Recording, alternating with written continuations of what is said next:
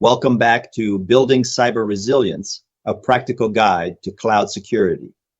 In our last session, we laid the groundwork by defining cyber resilience and understanding its critical role in today's dynamic digital landscape.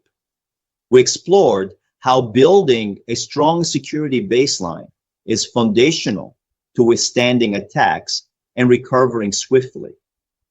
Today, we're diving deeper into the very first step of fortifying your defenses, and that is the cybersecurity risk assessment.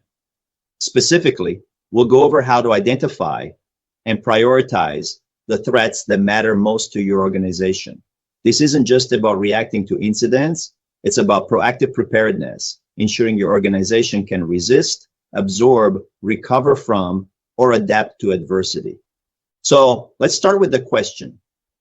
What exactly is risk management in the context of cybersecurity? Before I answer it and we dive into that, let's start with our video intro.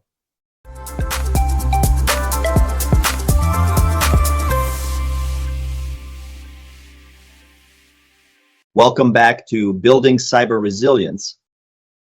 At its core, cybersecurity risk assessment.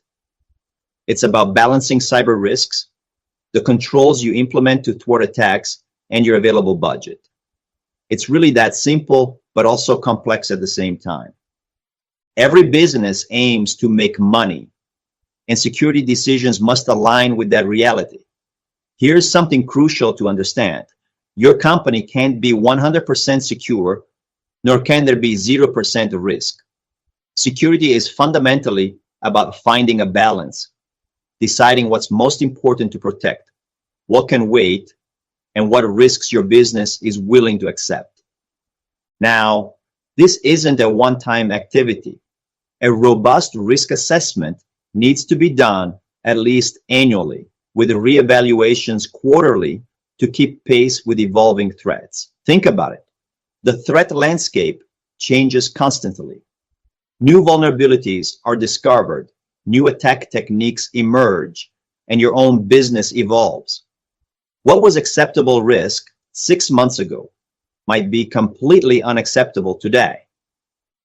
Let me share a real-world example. A few years ago, back on the days when I was working as an ITSM architect, I did a gig, an engagement with a company that did their risk assessment once, filed it away, and thought they were done. 2 years later, they suffered a major breach because they never updated their assessment to account for new cloud services they'd adopted. That one oversight cost them millions in remediation and lost business. So how do you actually perform a comprehensive risk analysis? Here's my personal actionable advice for today. Start by interviewing people from different areas of your company to understand their processes. This is absolutely critical. This isn't just an IT or security task. And this is where many organizations get it wrong.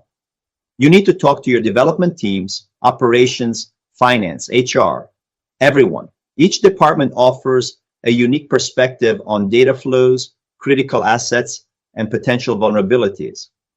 These conversations are invaluable for gaining a holistic understanding of your organization's entire attack surface. When I say interview, I mean really dig deep. Ask questions like, what data do you work with daily? How do you access that data? What systems are critical to your job function? What would happen if those systems went down for a day, for a week? You'd be surprised how much you'll learn from these conversations that you can't get from any technical scan or automated tool. For instance, you might discover that your HR team is using a cloud-based recruiting platform that automatically syncs candidate data with your internal systems. That's a potential attack vector you might never have considered if you'd only looked at your traditional IT infrastructure. Once you've gathered these insights, you can leverage structured tools. The NIST Cybersecurity Framework, or NIST CSF, offers excellent guidelines for self-assessment. It's freely available and provides a comprehensive approach to understanding your current security posture. Another practical tool is the NIST Cybersecurity Capability Maturity Model. or C2M2 tool, which comes in spreadsheet and HTML formats. It provides an easy way to conduct a self-assessment of your IT network and maps back directly to the NIST CSF. Completing such an assessment will give you a clear understanding of deficiencies in your organization's information technology processes and technology. For example, you might discover divisions still running old servers that can no longer be upgraded or patched. This immediately highlights a significant risk, and it's more common than you might think. I've seen Fortune 500 companies with critical business applications running on Windows Server 2008 systems that went out of support years ago. Identifying these deficiencies is actually good news because now you can add them to what we call a risk register. This gives visibility to the problem, which is the first step towards solving it. The risk register is your centralized catalog of all identified risks, along with their associated controls and mitigation strategies. Think of it as your organization's risk dashboard, a living document that tracks not just what risks exist, but how you're addressing them and who's responsible for each mitigation effort. But merely listing risks isn't enough. The next crucial step is to present this risk register to senior management. This is where you gain top-down support and crucial buy-in, and frankly, where many security professionals struggle. As the CISO or cybersecurity leader, your job is to educate the management team about these risks and their potential impact. You need to clearly articulate the technical issues in business terms, highlighting financial, operational, and reputational implications. Don't talk about SQL injection vulnerabilities. Talk about the potential for customer data theft and the associated regulatory fines. Here's something essential to understand. The ultimate responsibility to fund the IT and security budgets to properly mitigate, accept, or transfer risks lies with the executive management team, not solely with the CISO. You're the advisor, but they make the final decisions about risk tolerance and budget allocation. Beware of what we call watermelon reporting, where only the good green items are reported, hiding the high-risk red ones. This can have serious consequences, as we've seen in numerous cybersecurity incidents. Executives can't make informed decisions if they don't have complete information. When discussing risks with the leadership, you'll explore various risk treatment options. Let me walk you through each one. First, there's mitigation, taking action to lessen the effect of a risk. For instance, if you have unpatched servers that can't be upgraded, segmenting these servers off the regular network is a key mitigation step. This prevents ransomware from easily propagating throughout your entire infrastructure if those vulnerable systems are compromised. Then there's acceptance, acknowledging and accepting the risk. Sometimes the cost of mitigation exceeds the potential impact of the risk. In these cases, leadership might choose to accept the risk, but this should always be a conscious, documented decision. Transfer involves shifting the risk, perhaps to a cybersecurity insurance company. This doesn't eliminate the risk, but it can help offset the financial impact if something goes wrong. However, don't make the mistake of thinking insurance is a substitute for good security practices.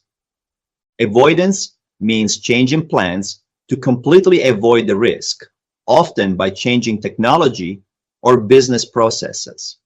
For example, if a particular cloud service presents unacceptable risks, you might choose a different provider or keep that function on premises. Finally, there's sharing, distributing risk across multiple parties. This might involve partnerships, shared security services, or collaborative defense arrangements with other organizations in your industry. Moving beyond just identifying existing risks, let's talk about threat modeling. This is a proactive, crucial step for understanding potential attacks and identifying design-level security issues early in your development lifecycle. The mantra here is simple. Prevention is better than cure. In a fast-paced DevOps environment, integrating security at the design phase saves significant time and cost later on. It's much cheaper to fix a security issue in the design phase than after you've built and deployed your application. You might think, of course, well, not so much. It is easy to say, but hard to apply, and mark my words. I see the opposite many times. A common approach involves tools like the Microsoft Threat Modeling tool, which is free and surprisingly powerful. The process typically includes 3 main steps. First, creating an application architecture diagram. This visual representation helps you understand how your application works, its components, data flows, and external services it communicates with. Don't underestimate the value of this step. Often, just the act of creating this diagram reveals security issues you hadn't considered. Second, building a data dictionary. This examines the type of data the service will handle, its classification, and where it will be stored. Not all data is created equal. Customer credit card information requires much stronger protection than publicly available marketing materials. Third, running a threat analysis. The tool will analyze your diagram and data dictionary to identify potential threats, often categorized using models like STRIDE, that's spoofing, tampering, repudiation, information disclosure, denial of service, and elevation of privilege. This systematic approach helps ensure you don't miss important attack vectors. This process helps pinpoint vulnerabilities before they're even coded, which is incredibly valuable. I've seen organizations save months of remediation work by catching design flaws during the threat modeling phase. To further refine your understanding of adversary behavior and tailor your defenses, the MITRE attack framework is an indispensable resource. It's a globally accessible knowledge base of adversarial tactics and techniques based on real-world observations. Essentially, it's a catalog of how attackers actually operate in the wild. MITRE attack helps you dissect attack vectors into what we call TTP, tactics, techniques, and procedures. This means understanding what an adversary is trying to achieve. That's their tactic. How they achieve it, that's their technique. And the specific steps they take, those are their procedures. For example, an attacker's tactic might be credential access. They want to steal user passwords. Their technique might be credential dumpings, extracting credentials from system memory. Their specific procedure might involve using a tool like the glorious Mimikatz to dump passwords from a Windows system's memory. The framework also helps you recognize patterns used by threat actors who might target your organization, allowing you to ensure you have adequate defenses in place. Different industries face different threat actors with the different capabilities and motivations. A healthcare organization faces different threats than a defense contractor or a retail company. Finally, MITRE attack informs your defensive tactics and helps you make informed decisions about your cybersecurity posture. Instead of implementing generic security controls, you can focus on the techniques most commonly used against organizations like yours. By using this framework, you move beyond generic security measures to a more targeted, intelligence-driven defense. It's about anticipating your adversary's next move and building resilience into your systems from the ground up. Let me give you a practical example. If you're in the financial services industry, you know that threat actors often target your organization for financial gain. Looking at MITRE attack, you can see that these actors commonly used techniques like spear phishing emails to gain initial access, then use PowerShell for execution and persistence. Knowing this, you can implement specific controls around email security, PowerShell monitoring, and user training. Remember, cybersecurity isn't just about technology. It's about understanding your adversaries and building defenses that account for human behavior, both from your users and from the attackers trying to exploit them. In summary, a strong cybersecurity posture is built on a foundation of continuous risk assessment. This involves proactive identification of risks through comprehensive analysis and stakeholder interviews, translating those risks into actionable insights via a clear risk register for executive buy-in, and leveraging powerful tools like threat modeling and the MITRE attack framework to understand and anticipate adversary behaviors. By embracing these practices, you're not just reacting to threats, you're building a truly resilient, forward-thinking security program that can adapt to whatever challenges come your way. Join us in our next session as we delve into the core fundamentals of cloud security across AWS, Azure, and GCP.